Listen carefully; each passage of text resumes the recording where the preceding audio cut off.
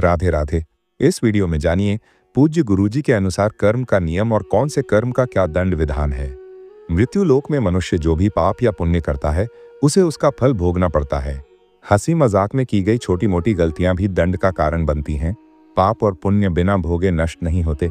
ये नहीं कि पाप किया और दान दे दिया तो पाप कट गया। पुण्य का हिसाब अलग और पाप का हिसाब अलग होता है। केवल भगवान की कृपा और भक्ति ही पापों को मिटा सकती है, दूसरा कोई उपाय नहीं। कर्म 3 प्रकार के होते हैं: संचित कर्म, प्रारब्ध कर्म और क्रियमाण कर्म। संचित कर्म लाखों जन्मों में किए गए पाप और पुण्य का संग्रह होता है। ये आपके सभी पिछले कर्मों का भंडार है जो फल देने की प्रतीक्षा में रहता है। प्रारब्ध कर्म संचित कर्म का वो हिस्सा है जो इस जन्म में भोगने के लिए नियत यानी फिक्स्ड है। यह आपके वर्तमान शरीर, परिस्थितियों और अनुभवों को निर्धारित करता है।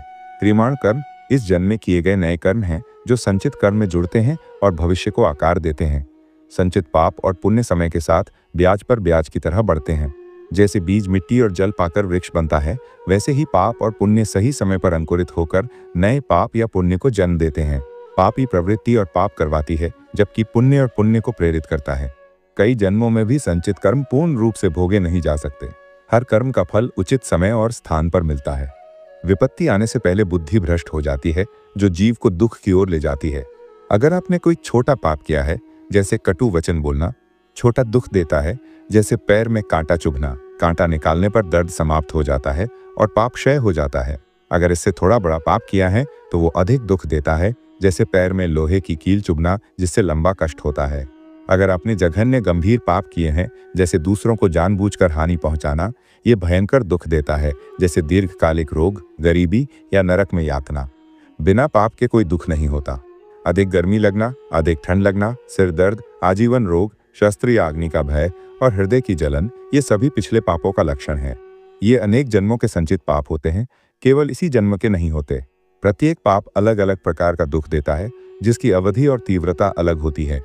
मृत्यु के बाद जीव अपने कर्मों के अनुसार नरक या स्वर्ग में जाते हैं। गंभीर पाप करने वाले नरक में भयंकर यातना भोगते हैं।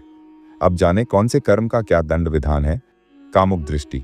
जो नीच मनुष्य कामना और लोभ के वशीभूत होकर दूषित दृष्टि से हर स्त्री को भोग भाव से देखता है, उसकी आंखों को नरक में लोहे की चोंच वाले गिद्ध पक्षी बार बार हजारों वर्षों तक नोचते और खाते रहते हैं।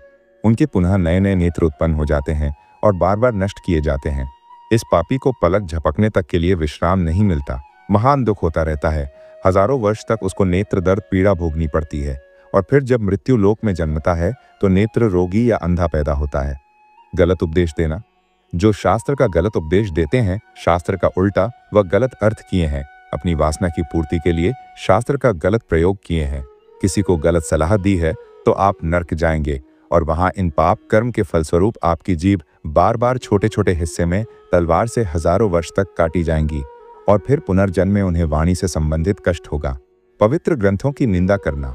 जो वेद, देवता, संत, वैष्णव या गुरु की निंदा करते हैं, उनके शरीर को भयंकर पक्षी नोचते हैं और ये यातना हजारों वर्षों तक चलती है। विवाद उत्पन्न करना। जो मित्रों, पिता, पुत्र या स्वजनों में फूट डालते हैं, उन्हें आरे से चीरा जाता है। कर्तव्य का त्याग करना। पुरोहित जो अनुष्ठान पूरा नहीं करते, यानी जो पंडित अपने यजमान के साथ धोखा करते हैं। जैसे पंडित को बोला गया है कि 1.25 लाख महामृत्युंजय मंत्र का जाप करना है और पंडित ने जाप पूरे नहीं किए और यजमान से कह दिया कि तुम्हारे 1.25 लाख जाप पूरे हो गए, तो ये यजमान के साथ धोखा हुआ। ये नरकगामी है। माता पिता का अपमान करने वाले या जीवन साथी का शोषण करने वाले, ये सब विष्ठा और मूत्र के कुंडों में डुबोए जाते हैं। किसी को हानि पहुंचाना। जो दूसरों के घर या फसल जलाते हैं या दूसरों के दुख में आनंद लेते हैं, उन्हें जलती आग या तपती रेत में जलाया जाता है। कटु वाणी बोलना। जो कड़वी बातें बोलकर दूसरों के हृदय को चोट पहुंचाते हैं, उनकी जीभ को तेज छुरे से बार बार चीरा जाता है। वचन तोड़ना। जो स्वार्थवश कई निमंत्रण स्वीकार करते हैं या कर्तव्यों का त्याग करते हैं, उन्हें नरक में 2 टुकड़ों में काटा जाता है। पहले ब्रह्म ऋषि जन ऐसा कभी नहीं करते थे। 5 घरों में भिक्षा मांग लो या निमंत्रण है तो एक जगह जाकर जो भी रूखा सूखा मिले उससे पेट भर लो। ये आजकल दक्षिणा के स्वार्थ के लिए हर जगह का निमंत्रण स्वीकार करना, ये बुद्धि भ्रष्ट करता है। ये नरकगामी है। पूज्य का अपमान करना।